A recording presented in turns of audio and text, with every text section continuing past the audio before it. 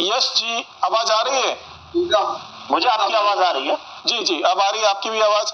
यश जी, आप कैसे देखेंगे इस जो आदेश आया उसके बाद से जो हिंदू संगठन तमाम दावे कर रहा है, जो पहले से भी दावे कर रहा था कि नहीं वहां पर मंदिर ही बनना चाहिए और वहां पे मंदिर के साक्ष्य मिलेंगे, तो आपको क्या लगता है कि ये जो फैसला आया है या इसके बाद अगर सर्वे होता है तो उसका स्वागत किया जाना चाहिए या आप उसका विरोध करेंगे?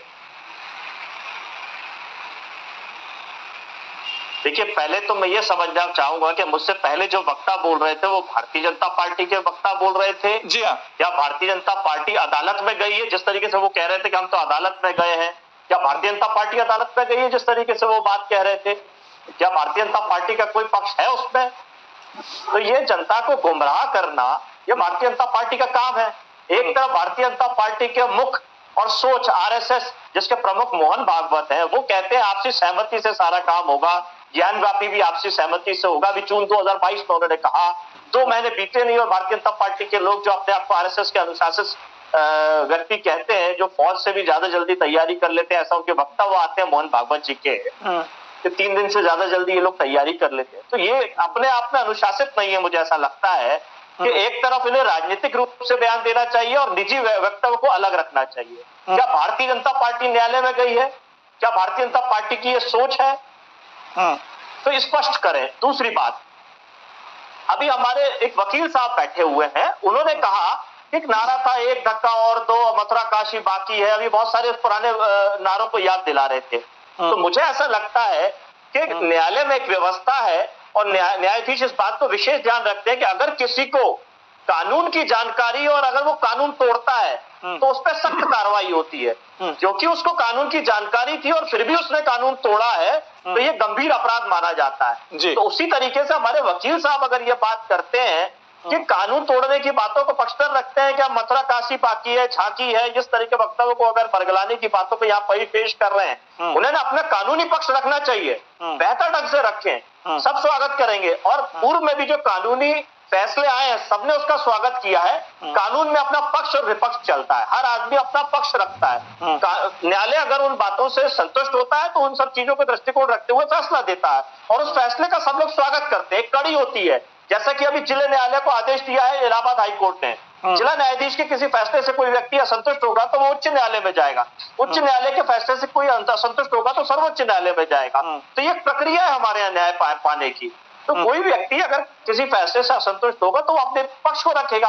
अब ये जो फैसला आया है, ये एक मनीष नाम का व्यक्ति है, वो गया है कानून की शरण में, क्योंकि वो सरकार के पक्ष पास किया था। सरकार जो भारतीय जनता पार्टी की है उसने कोई निर्णय नहीं लिया, तब वो कानून की शरण में गया है। 6 महीने साल भर से ये पक्ष लटका हुआ था, तब ये मनीष उच्च न्यायालय के पक्ष में गया इलाहाबाद में और वहां से फैसला आया है कि वैज्ञानिक प्रमाण होने चाहिए।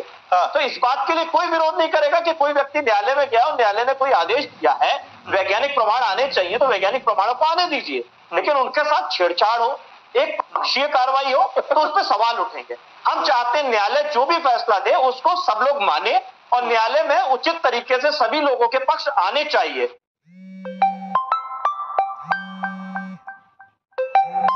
न्यायालय जो फैसला देगा, जो उसके सामने पक्ष आएंगे, उसी के आधार पर देगा।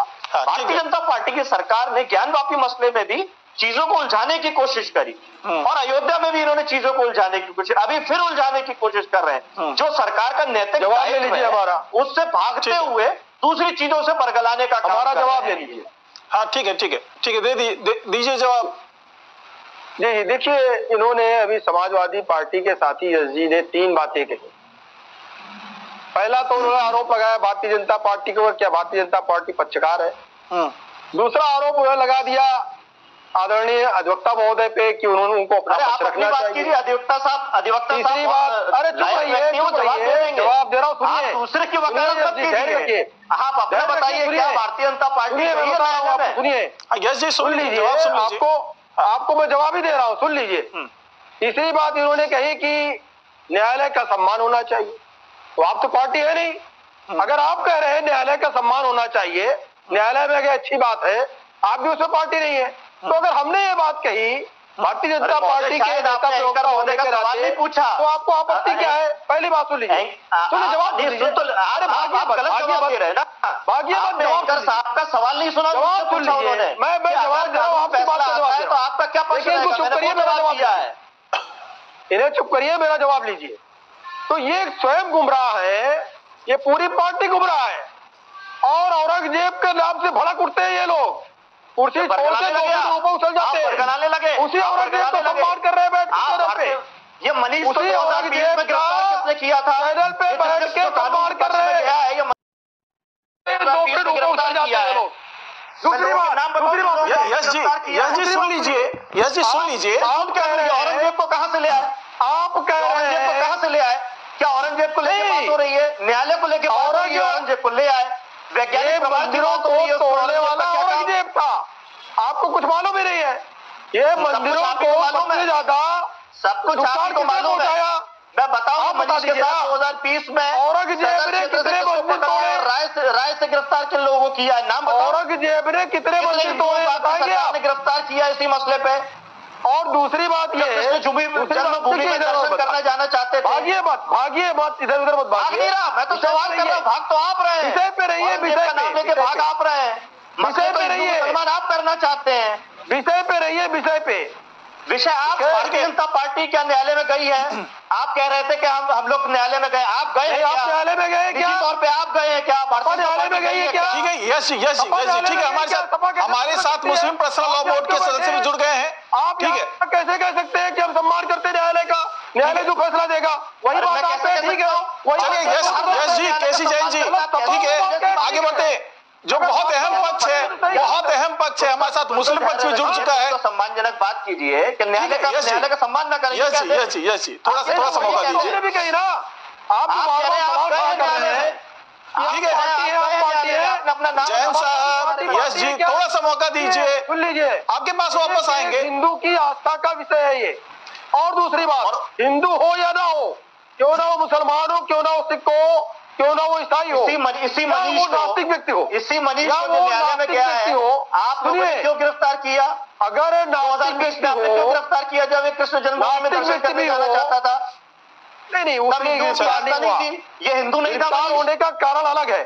सुनिए, क्या कारण है बताइए? कोई भी व्यक्ति किसी भी धर्म का हो, कारण है वो दर्शन करने भारत देश के अंदर, ठीक है, आपसी विभाग में नहीं उलझते हैं। प्रक्रिया है, यस जी, न्याय प्रणाली है, जैन साहब का सम्मान। जैन साहब, भारतीय जनता पार्टी के नहीं पक्ष की मैं बोलता हूँ, जैन साहब ने तो कभी खुलासा कर दिया था कि हमें किसी पक्ष से लेना देना नहीं है, ये लोगों की आस्था का विषय है और न्यायपालिका उस पर न्याय करेगी। परंतु मैं हैरान हूँ कि यश ही उसके बाद में भी भारतीय जनता पार्टी में लांछन लगा रहे हैं, मेरे पर लांछन लगा रहे हैं। यहाँ पे हमारे जो आदरणीय जो प्रेक्षक है, जो हमें देख रहे हैं अपना बहुमूल्य निकाल कर, तो उनके सामने हमने सही तथ्य। मैंने आपको क्या कहा? मैंने आपके नारे पे आपत्ति लगाई कि आपको कानूनी पक्ष रखना चाहिए। आप जो नारे दिए मैंने उस पर आपत्ति लगाई, क्या गलत लगाया है? क्या वो नारा उचित है? आपको तो आपको नारों का पक्ष थोड़ी रखना है, आपको तो कानूनी पक्ष रखना है। अभी आप भारतीय जनता पार्टी का पक्ष रखने लगे, भारतीय जनता पार्टी के साथ ही आपका पक्ष रख रहे थे। आप स्वयं में सक्षम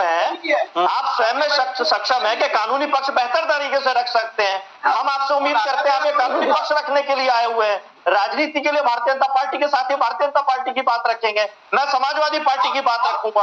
आप राजनीति क्यों कर रहे हो? समाजवादी पार्टी को क्यों ला रहे हो? अरे मैं समाजवादी पार्टी के पक्ष रखने के लिए बैठा हूं तो समाजवादी पार्टी की बात रखूंगा। आप कानूनी पक्ष रखने के लिए बैठे तो आप कानूनी पक्ष रखेंगे। आप भारतीय जनता पार्टी का बचाव क्यों कर रहे हो? उसके लिए भारतीय जनता पार्टी के साथ ही बोलेंगे। आप कह रहे हो कि समाजवादी पार्टी का विरोध है इसमें कि वहां पे मंदिर को न्याय मिलना नहीं चाहिए। अरे आप कानूनी पक्ष रखिए, आप क्यों राजनीतिक बातें कर रहे हैं? आपको कानूनी पक्ष दुर्गेश जी भी है, वो सवाल पूछने के लिए नहीं है। आप आपको यहाँ रखा गया है पैनल में, आप कानूनी पक्ष बताएंगे, आप कानूनी पक्ष बताएंगे। जी ठीक है, आप कानूनी पक्ष रखिए अपना। यस जी ठीक है, दुर्गेश जी जी दुर्गेश मिश्रा जी बोलिए।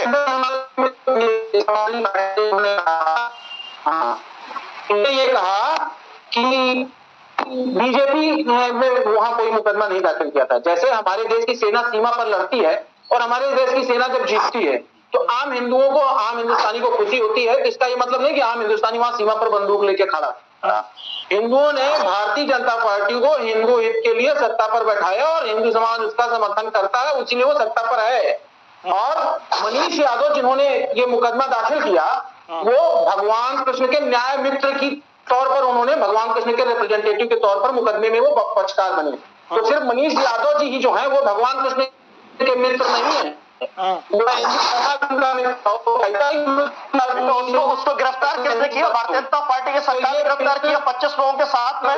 वो 25 के 25 हिंदू नहीं थे। आपके पास कुछ है नहीं कहने को। अगर आपको भाजपा से दिक्कत है तो चुनाव लड़िए, उनको हराइए ना। जब भी कोई हिंदू की बात होगी, कोई मंदिर की, कोई धर्म की, संस्कृत की बात होगी, आप भाजपा पर घुस जाएंगे। पार्टी की राजनीति करने के लिए चुनाव लड़िए ना, चुनाव में जीतिए। तो आपकी स्वयं की भूमिका और बोले आप किस भूमिका से आए हैं? हाँ, आप राजनीतिक एक बात इन्होंने कही कि कानून की जानकारी नहीं होने पर उन्होंने कानून तोड़ दिया। ऐसा नहीं होता। अगर आपको कानून की जानकारी नहीं है तो भी आप कानून नहीं तोड़ सकते। अगर आपको पता नहीं है कि किसी में 302 में सजा होती है तो ऐसा नहीं कि आप हत्या कर सकते हैं। ठीक है, आपकी जिम्मेदारी है। यस जी सबको इंटरप्ट कर रहे हैं, इनको चुप कराइए। अरे जब मेरा नाम लिया जाएगा तो मैं जवाब दूंगा या नहीं दूंगा? किसी जन साहब कैसी बातें करते हैं? जवाब देंगे ना। 1991 के वो जो मैं इंटरप्ट नहीं कर रहा हूँ, बात बहुत क्लैरिफाई कर रहा हूँ। अच्छा, इन्होंने जो कहा कि मनीष यादव को क्लैरिफाई कर रहा हूँ। चलिए ठीक है कर रही है भारतीय जनता पार्टी के सरकार, और भारतीय जनता पार्टी कह रही है कि हम ही सब कुछ कर रहे हैं। कानून की जानकारी एक एक करके बोलिए, अपनी बात रखिए, लेकिन एक साथ सभी बोलेंगे तो कैसे सुनाई देगी कुछ भी बात? एक एक करके रखिए बात। नहीं, ये तो समाजवादी पार्टी का वो तरीका है ना, इनको कुछ है नहीं ना, वो इनका वजूद है तो डिस्टर्ब करते हैं हर चीज में, आकर कर बोलने लगे। कोई तथ्य नहीं इनके पास, हर चीज पे बीजेपी घुमा कर ले आएंगे। दूसरी चीज है कि ये जो मौलाना साहब ने कहा, अपनी भूमिका में बात, मैं राजनीतिक विश्लेषण हूँ, मैं भाजपा का समर्थक हूँ, मैं संघ का समर्थक हूँ, मैं हिंदू हूँ, मैं प्राउड हिंदू हूँ। ये आप बोले ना, आपके लोगों की हत्या करवाने वाले, भारतीय जनता पार्टी के लोगों की हत्या करने वाले मैं पैरवी नहीं करता। कहाँ बचे विश्लेषक? जो कब्रिस्तानों की बाइंडिंग कराए तो उनकी नहीं, दुर्गेश मिश्रा जी विश्लेषक नहीं है, वो हिंदू संगठन के सदस्य के तौर पे बैठे हमारे साथ। इनको पता ही नहीं, इनको कुछ चिल्लाना है, कौन विश्लेषक है कौन क्या, इनको कोई मतलब नहीं है चिल्लाना। मैं समाजवादी पार्टी का कार्यकर्ता नहीं हूँ, मैं ऐसे हिंदुओं के हत्यारों की पार्टी का बिल्कुल समर्थन नहीं कर सकता। आगे की बात रही, बिल्कुल बकवास करूंगा। तुम हत्या करवा सकते हो, बकवास नहीं कर सकते। नहीं है तुमने जनता पार्टी ने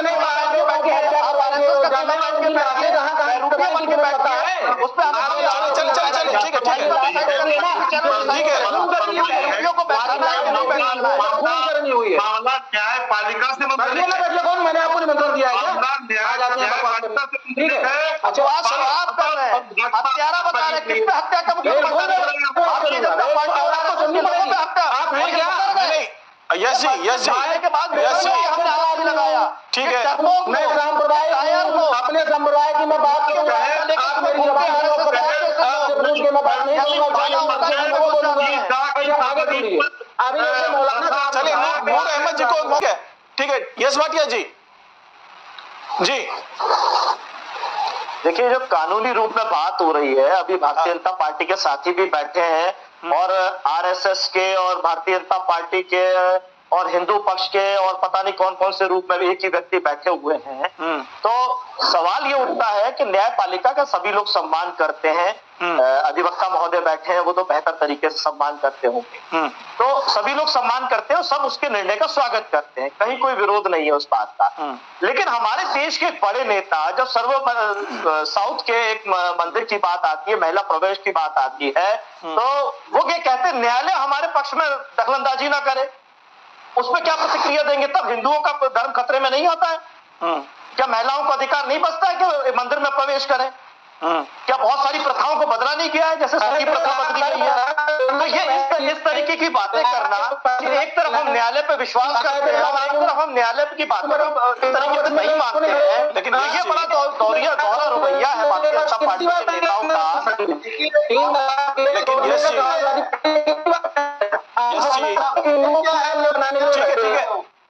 यस जी, ये बताइए। ठीक है, आप समाजवादी पार्टी को आधिकारिक समाजवादी पार्टी ने कभी कहा था क्या?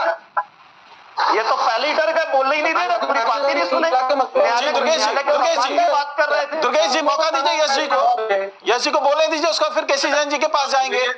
यश जी कोई बात अधूरी रह गई हो तो आप पूरी कर सकते हैं। देखिए, न्यायपालिका का सभी लोग सम्मान करते हैं, लेकिन ये बड़ा सवाल होता है कि जब भारतीय जनता पार्टी का राष्ट्रीय अध्यक्ष अमित शाह जैसा व्यक्ति जब न्यायपालिका को धमकी देने की काम करे कि हमारे फैसलों के बीच में ना आए, तब कहा जाता है न्यायालय के फैसले की बात, तब सवाल उठता है। आप उन्हें धमकी दी, दुर्गेश जी बात पूरी करने दीजिए। दुर्गेश जी, यश जी को बात पूरी करने दीजिए, आपके पास आऊंगा मैं। नहीं, ये भी नहीं बोलने देते ना किसी को, ये किसी को बोलने नहीं देते ना, मैं भी नहीं बोलने बात बोल लीजिए ना। बात तो समझ में, ऐसी बात बोलने दीजिए। अरे तुम भी बोलो ना, मतलब क्या कर रहा है, लाल टोपी लगा के बैठ जाते हो, बोलिए ना। विरोध करते बैठे। अरे बोलिए, परेशान मत होइए ना, बोलिए, बात तो बोलिए। क्या बोलना चाहते हैं कि न्यायपालिका के फैसले तो अमित शाह नहीं मानते, धमकी देते हैं, बताइए उस पर क्या बोलना चाहते हैं। हमारे पक्ष में तो सारे फैसले आ रहे हैं, न्यायालय के सारे फैसले हमारे पक्ष में, हम तो महिलाओं को मंदिर में प्रवेश के लिए न्यायालय ने फैसला दिया, अमित शाह कहते हैं हम प्रवेश नहीं देंगे, विरोध करते हैं, न्यायालय को हमारे बीच में आने की जरूरत नहीं है, अमित शाह ने कहा यह बात, आप स्वीकार करते हैं इस बात को? ठीक है, चलिए केसी जैन जी ठीक है। यश जी आपका सवाल हो गया, यश जी आपकी बात हो गई, अब जरा जवाब ले लीजिए केसी जैन से। आप जवाब नहीं दे रहे, पहले तो बहुत बड़ बोल रहे थे। ठीक है, अब जवाब ले रहा हूं मैं जवाब ले रहा हूं केसी जैन जी। यहाँ सब है, पहली बार जी चर्चा कर रहे थे कि कहां पे क्या क्या निर्णय है। तो देखिए, जैसे जो इससे पहले अयोध्या प्रकरण में जो भी निर्णय आया वो हजारों पन्नों का निर्णय है और बहुत लंबी प्रक्रिया की। और यश जी ने भी कहा कि भाई लोअर कोर्ट से हारेगा, जो भी पक्ष हारेगा वो हाई कोर्ट जाएगा, हाई कोर्ट से फिर सुप्रीम कोर्ट जाएगा। सुप्रीम कोर्ट न्यायपालिका ने जो डिसीजन लिया, तो कम से कम ऐसे डिसीजन पे सवाल खड़ा करना, तो हमें लगता है अगर भारत देश के आप नागरिक हैं, इससे ज्यादा अशोभनीय कुछ नहीं हो सकता। रही बात, मैं यही तो पूछना चाह रहा हूँ कि अमित शाह जी के जो न्यायालय को धमकी दी, उसमें आपकी क्या प्रतिक्रिया है? सुन लीजिए, मैं बता रहा हूँ। देखिए, जहां तक बात हो रही है, अभी आपने एक सवाल किया कि भारतीय जनता पार्टी पक्षकार नहीं। बिल्कुल भारतीय जनता पार्टी पक्षकार नहीं है, मैं बिल्कुल मैं भारतीय जनता पार्टी की तरफ से कह रहा हूँ, भारतीय जनता पार्टी पक्षकार नहीं, लेकिन लॉ एंड ऑर्डर को संभालना वर्तमान सरकार की जिम्मेदारी है। तो आम नागरिक होने के नाते, भारतीय जनता पार्टी का सदस्य होने के नाते या एक हिंदू जैन होने के नाते हम ये तो कह सकते हैं कि भारत देश की न्यायपालिका पे हमको भरोसा है। इतना अगर हम कह रहे हैं तो इसमें आपको क्या आपत्ति है? ये आप भी कह रहे हैं, ये मौलाना साहब भी कह रहे हैं, और उसमें आप कह रहे हैं भारतीय जनता पार्टी पक्षकार नहीं है, तो ये कैसे कह सकती है कि जो निर्णय आएगा उसको हम मानेंगे? तो हम क्या पूरा देश मानेगा जो निर्णय आएगा? मैं आम नागरिक की तरफ से कह रहा हूँ कि खून खराबा या तलवार बल्लमबाजी चलाने से ये लाख गुना क्या, हजार गुना क्या, करोड़ गुना बेहतर है कि भारत देश की न्यायपालिका पे भरोसा करिए और आप न्याय ले जाइए। हो सकता है 10 साल मुकदमा चले। ठीक है जैन साहब, अमित शाह जी पे प्रतिक्रिया नहीं दे रहे, अमित शाह जी ने न्यायालय को धमकी दी, उस पर बता दीजिए। वो नहीं मानते न्यायालय की प्रक्रिया को। हमने सुप्रीम कोर्ट के वर्डिक्ट को आप अपनी तरफ से कहेंगे मुकदमा काम हो जाएगा आपके खिलाफ। अरे आप भाई पढ़िए उसको, आपने पढ़ा नहीं है। अरे नूर अहमद जी, अरे नूर अहमद मुकदमे से मत डराइए, गलत बात डरवा दीजिए। अगर वो गलत कह रहे हैं मुकदमों से क्यों डरवा रहे हैं? थोड़ी देर में बुलडोजर का नाम मत ले दीजिएगा। अगर आपको लगता है कि कुछ वो गलत कह रहा है, गिरफ्तार करवा दीजिए, मुकदमों से क्यों डरवा रहे हैं? अभी थोड़ी देर में बुलडोजर मत बोल दीजिए कि बुलडोजर चलवा देंगे। अरे कितने बड़े आप मुस्लिम तुष्टिकरण के बुलडोजर तो इनका हथियार है। मुस्लिम तुष्टिकरण क्योंकि पूरी सरकार सबसे सत्ता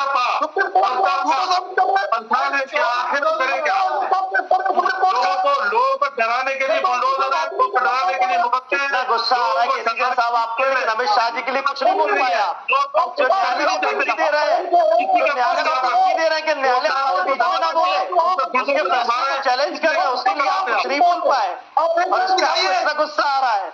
सुप्रीम कोर्ट ने कह दिया कि वहां पे बंदे नहीं था, कभी नहीं था। अरे उत्खनन, अरे तो आपको लग रहा है कि मौलाना साहब अगर कुछ गलत बोल रहे हैं सुधार करवा दीजिए। ठीक है ठीक है ठीक है, तमाम करने लगेंगे तो डराना क्यों चाह रहे हैं? चलिए अब समय नहीं है, समय नहीं है, हो गया। नहीं, इस तरीके से नहीं होगा, इस तरीके से नहीं होगा। आप अगर ठीक है।